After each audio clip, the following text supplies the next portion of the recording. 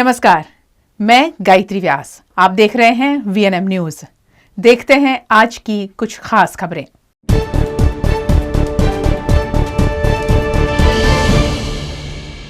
गुजरात में मौसम विभाग ने 3 दिनों तक भारी बरसात की आशंका जताई है और इसी बीच पूरे गुजरात में बारिश दर्ज की जा रही है। डभोई में भी एक दिन के ब्रेक के बाद आज फिर से बारिश शुरू हुई है, जिससे माहौल खुशनुमा हो गया है। किसानों ने फसल लेने की शुरुआत कर दी है। किसानों में भी खुशी की लहर देखने मिल रही है। इस वर्ष अब तक कम बारिश दर्ज हुई है, लेकिन फिर भी फसल लेने जैसी बारिश से किसानों ने फसल लेने की शुरुआत कर दी है।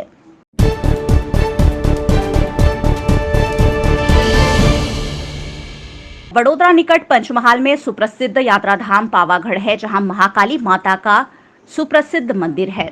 महाकाली माता के भक्त दूर दूर से यहां दर्शन के लिए आते हैं। इन दिनों पहाड़ियों के बीच घिरा हुआ ये मंदिर ग्रीनरी की वजह से कुछ ज्यादा ही खूबसूरत नजर आता है। यहाँ चारों ओर हरियाली फैली हुई है और बरसात के चलते यहाँ के पहाड़ियों से वाटरफॉल शुरू हो गए हैं। ऐसे में कई महीनों से लॉकडाउन में बंद लोग कुदरती सौंदर्य का आनंद उठाने बड़ी संख्या में हर रविवार पावागढ़ पहुंच रहे हैं। यहाँ माताजीना दर्शन કરીને अमे धन्य थईए छीए અને અહીંયા લીલુંછમ વાતાવરણ અને લીલુંછમ કુદરતી સૌંદર્ય એના કારણે અમે સહકુટુંબ અને બધા ફ્રેન્ડ સાથે અમે ફરવા અને મોજ મસ્તી કરવા આવ્યા છીએ। અત્યારે પાવાગઢ આવ્યા છે અમે અને માતાજીના પર્વત પર અમે ચડી રહ્યા છીએ। અત્યારે માતાજીના પર્વત પર ચડીને અમે દર્શન કરીને આવ્યા છે અને ત્યારબાદ અમે મિત્ર અને સહપરિવાર સાથે અમે નીચે ઉતરી રહ્યા છીએ। ગામ સાલપુરા 3-4 વર્ષ।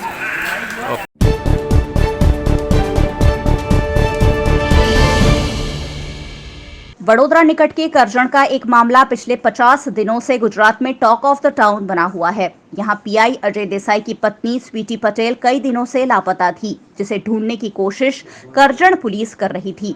बाद में घटना की जांच गुजरात के गृह राज्य मंत्री प्रदीप सिंह जाडेजा ने अहमदाबाद एटीएस और क्राइम ब्रांच को दे दी थी। क्राइम ब्रांच ने इस मामले को चंद घंटों के भीतर सुलझा लिया है। क्राइम ब्रांच की क्रॉस इन्वेस्टिगेशन में पीआई अजय देसाई ने खुद ही पत्नी की हत्या होने की बात कबूल कर ली है। अपने ही घर में पुलिस इंस्पेक्टर ने पत्नी की हत्या कर दी और शव को अटाली स्थित एक घर में जला दिया। ये जगह कांग्रेस के नेता किरीट सिंह की होने की बात कही जा रही है। ऐसे में अब पुलिस मामले की तह तक पहुंचने की कोशिश कर रही है।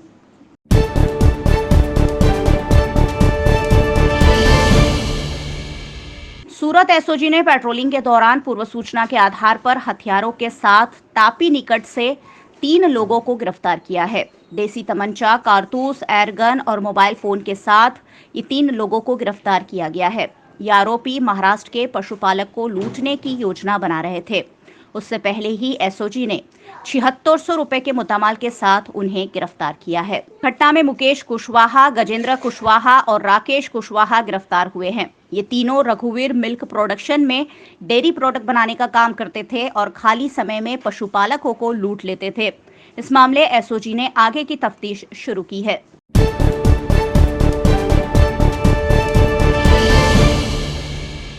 गुजरात के आसमान पर आज मानसून के बादल छाए हुए हैं। छोटा उदेपुर के बोडेली में सुबह से ही बरसाती माहौल देखने मिल रहा है। सुबह से ही बरस रही बारिश के चलते कई निचले इलाकों में पानी भर गया है। बोडेली, अलीपुरा, चाचक जैसे निचले इलाकों में पानी भर जाने से वाहन चालक दिक्कत में पड़ गए।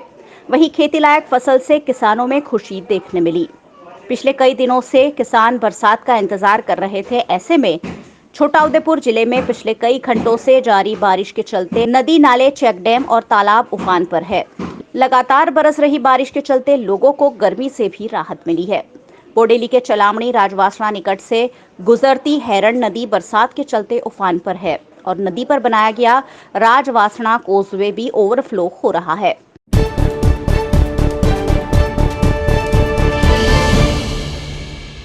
वडोदरा महानगर पालिका स्मार्ट सिटी के नाम पर भले ही स्मार्ट सड़कें बनाने का दावा कर रही हो, लेकिन वडोदरा में मानसून के मौसम में अगर आप 2 व्हीलर पर सवार होकर निकले हैं तो आपकी जान पर खतरा हमेशा बना रहता है। कुछ ऐसी ही घटना अकोटा में श्रेणिक पार्क सर्कल निकट सामने आई, जहां वडोदरा महानगर पालिका द्वारा खोदे गए गड्ढे में पानी भर गया था और ऐसे में टू व्हीलर पर वहां से गुजर रहे 2 लोग गड्ढे में गिर गए। हादसे में इन दोनों लोगों को चोट भी पहुंची है। ये पूरा मामला सीसीटीवी कैमरे में भी कैद हुआ है।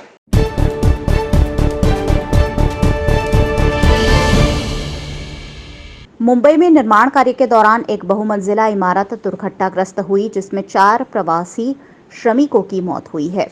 ये सभी प्रवासी श्रमिक पश्चिम बंगाल के मुर्शिदाबाद जिला के खाराग्राम थाना क्षेत्र के निवासी थे। इन कामदारों की मौत से मुर्शिदाबाद में शोक का माहौल छा गया है। मृतकों की पहचान वरण मंडल, अविनाश दास, लक्ष्मण मंडल के रूप में हुई है। कामदारों की मौत से परिवार दुखी है। ऐसे में बराना विधानसभा के विधायक जीवन कृष्ण ने मृतक के परिजनों को सहयोग का आश्वासन दिया है। ভাইপো আমারই ভাইপো হচ্ছে নিজে পেটে দায়ে ধরেন বাড়ির অবস্থা খারাপ, বাইরে কাজ করতে গিয়েছিল, মোটামুটি 35 দিন হলো। বেঙ্গালোর গিয়েছিল, বেঙ্গালোর থেকে 10 দিন হলো বোম্বাই গিয়েছে। বোম্বাইয়ে তখন কাজ করার পরে লিফট থেকে যখন নামার সময় তার ছিঁড়ে পড়ে গিয়েছে, পড়ে গিয়ে মারা গেছে। আর কালকে আমরা মোটামুটি 6টার সময়, বিকেল 6টার সময় খবরটা পেয়েছি। আরও 5টার সময় তো মারা যেতে এটাই শুনলাম ফোনে, কিন্তু তারপরে আমরা আর কোনো খবর পাই না। সব লিয়ে ঝামেলা করছে, ওখানে কেউ ফোন তুলছে না।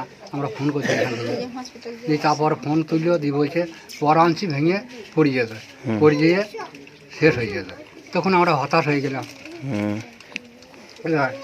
ছেলে আছে বাচ্চা মেয়ে দুটো, সেই ছেলেগুলাকে ফোন লাগাচ্ছি, ছেলেগুলা খুবই বলতে কাঁদছে, আমাদের ফোন আর তুলছে না। কত এখন চাচ্ছি আমার ডেড বডিটা বাড়ি আসুক, বর্তমানে আমার ছেলে মেয়ের একটু ব্যবস্থা হয়।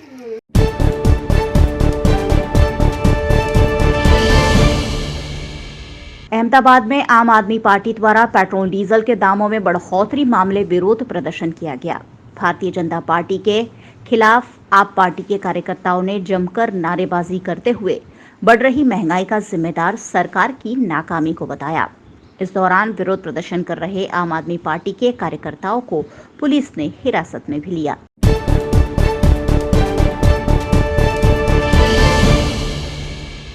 The international association of Lions club district 3232 F1 द्वारा डिस्ट्रिक्ट कैबिनेट का पद ग्रहण समारोह वडोदरा के वेव्स क्लब में आयोजित किया गया। इस मौके पर इंस्टॉलेशन ऑफिसर के रूप में नेपाल के पास्ट इंटरनेशनल डायरेक्टर ला संजय खेतान उपस्थित रहे।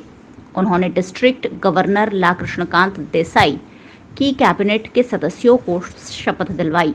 इस मौके पर लायंस परिवार के पदाधिकारियों और सदस्यों की उपस्थिति रही। आज रोज हमारे Lions club international district 3232 F1 यानी कि बड़ौदा, यहाँ से दाहोद से लेके नडियाद तक बीच में जितनी भी क्लबें आती है हमारी 146 के आसपास हमारी क्लब है, वो सभी क्लबों के हमारे जो डिस्ट्रिक्ट गवर्नर चुने जाते हैं उनका आज इंस्टॉलेशन है।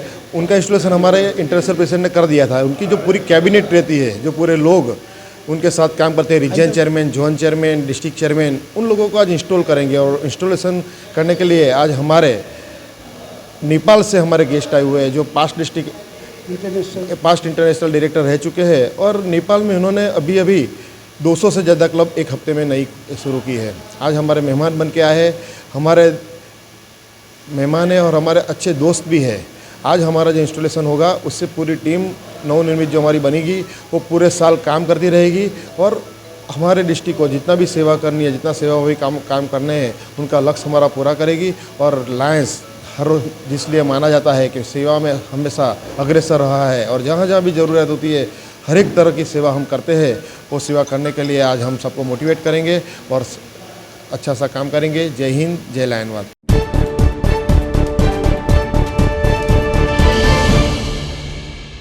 पश्चिम बंगाल में तीसरी लहर के प्रभाव से बचने के लिए ज्यादा से ज्यादा लोगों का टीकाकरण किया जा रहा है।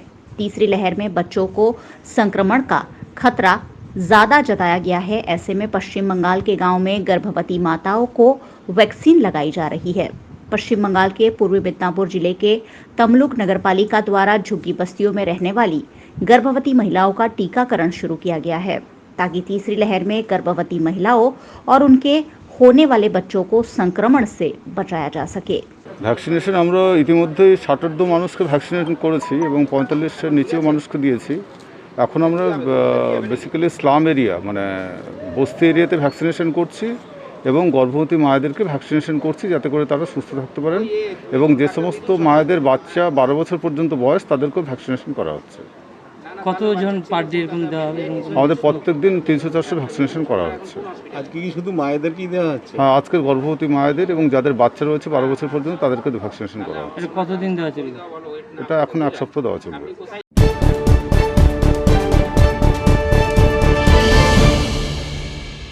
बड़ोदरा के लालबाग में पुलिस ट्रेनिंग स्कूल में छोटे बच्चों के लिए एक विशेष सेंटर बनाया गया है, जिसका उद्घाटन गुजरात राज्य के डीजीपी आशीष भाटिया के हाथों किया गया। इस मौके पर बड़ोदरा के police commissioner doctor Shamsher Singh, Vadodara जिला पुलिस अधीक्षक सुधीर देसाई और अन्य पुलिस अधिकारियों की उपस्थिति रही। बड़ोदरा पुलिस ट्रेनिंग स्कूल में ट्रेनिंग के लिए आने वाली महिला पुलिस जवान के बच्चों के हित में ये खास सेंटर बनाया गया है, जहां अपने बच्चों को रखकर महिलाएं निश्चित रूप से अपनी ट्रेनिंग ले पाएंगी। એટલે આપણે જાણીએ છીએ અહીંયા પીટીએસ વડોદરામાં તાલીમાર્થીઓ ઘણા રહે છે અને એમાં પુરુષ અને મહિલાઓ બંને એમાં છે અને જે મહિલાઓ છે એ લોકોના અમુકના નાના નાના બાળકો છે એટલે એ બાળકોને અહીંયા રાખવા માટે આ નવી સુવિધા જે છે એ કરવામાં આવેલ છે અને એ જ્યારે ડ્યુટી ઉપર જાય પોલીસ ટ્રેનિંગ વગેરેમાં જાય ત્યારે અહીંયા છોડીને જઈ શકે એટલે આ રીતે આ કેમ્પસની અંદર આ પ્રકારની સુવિધા આ લોકો માટે ઊભી કરવામાં આવેલ છે અને આમ તો આ ક્રેશની નેશનલ સ્કીમ પણ છે એ પણ અમે ચર્ચા કરી છે તો એ જે WCD women and child department છે એ લોકો પણ એમાં સહકાર આપશે એ લોકો સાથે પણ અમારા વાટાઘાટો આ બાબતમાં ચાલુ છે।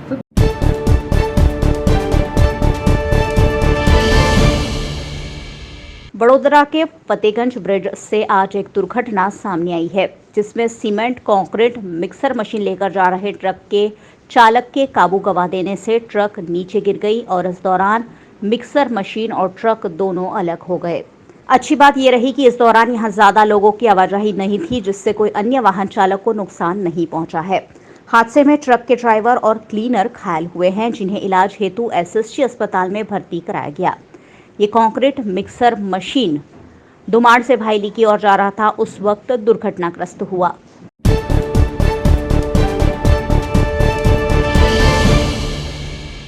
गुजरात में कोरोना की दूसरी लहर तो कम हो गई है, लेकिन तीसरी लहर का खतरा लगातार बना हुआ है। ऐसे में केंद्र सरकार और राज्य सरकार के निर्देश अनुसार बड़ोदरा में भी तीसरी वेव से निपटने की तैयारियां की जा रही है।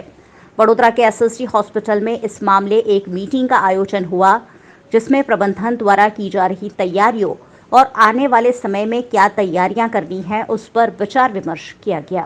આજે અહીંયા SSG હોસ્પિટલની મુલાકાત લેવામાં આવી છે અને અહીંયાની જે મેડિકલ સુપ્રિન્ટેન્ડન્ટ, મેડિકલ કોલેજની ટીમ એ બધા સાથે જે તમામ થર્ડ વેવની તૈયારીઓ શું ચાલી રહી છે એ બાબતની વિસ્તૃત ચર્ચા અને છણાવટ કરવામાં આવી। રાજ્ય સરકારે જે નક્કી કર્યું છે એ પ્રમાણે બીજા વેવમાં જે મહત્તમ કામગીરી થઈ હોય એના કરતાં પણ ડબલ તૈયારી દરેક જગ્યા, દરેક જિલ્લામાં, દરેક મ્યુનિસિપલ કોર્પોરેશનમાં કરવાની છે એટલે એની ચર્ચા કરવામાં આવી। એમાં પણ જુદા જુદા પાસાઓ જેમાં હ્યુમન રિસોર્સિસ, ઇક્વિપમેન્ટ, દવાઓ, કન્ઝ્યુમેબલ્સ, કેવી રીતે ટેલિમેડિસિનનો ઉપયોગ કરીને ટર્શરી કેર ઉપર ભાર ઓછું થઈ શકે અને અન્ય ગ્રામ્ય વિસ્તારની પણ ચર્ચાઓ, ગ્રામ્ય વિસ્તારમાં કેવી રીતે અગર કોઈને એનું અસર થાય તો સંક્રમણ થાય તો કેવી રીતે એમાં આગળ વધીએ એ બધાની ચર્ચા કરવામાં આવી।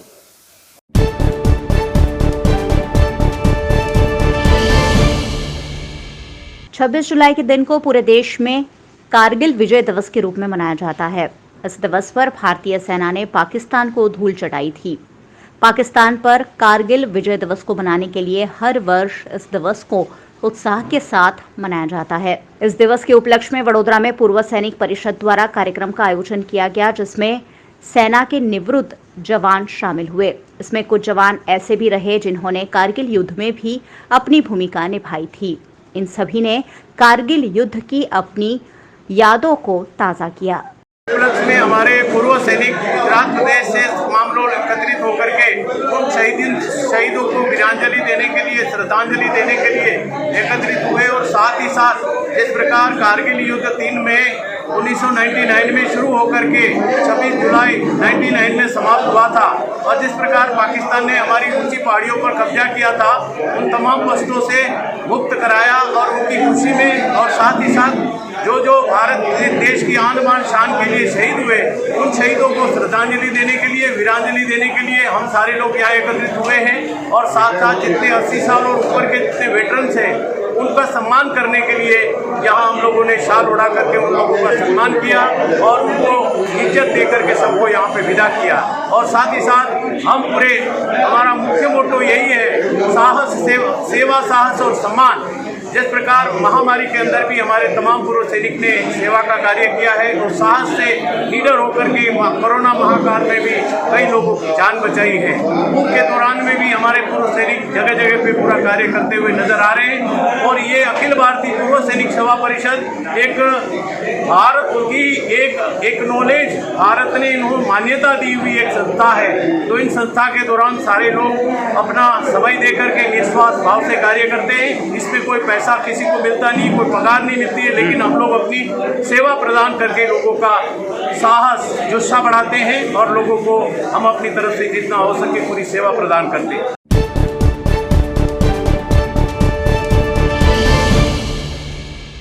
वडोदरा के जरोद से एनडीआरएफ की टीमें महाराष्ट्र के बाढ़ग्रस्त इलाकों में लोगों को रेस्क्यू करने पहुंची हुई है। जरोद से 4 टीम के जवान महाराष्ट्र में बाढ़ पीड़ित लोगों की सहायता कर रहे हैं। इस टीम की कार्यवाही के बारे में जानकारी देते हुए एनडीआरएफ के अधिकारी ने बताया कि महाराष्ट्र के अंबेगांव और चिखली से कई लोगों को सुरक्षित जगह पर स्थानांतरित किया जा रहा है। इन गांवों का रत्नागिरी से संपर्क टूट गया है। ऐसे में बुजुर्गों और बच्चों को लगातार रेस्क्यू किया जा रहा है।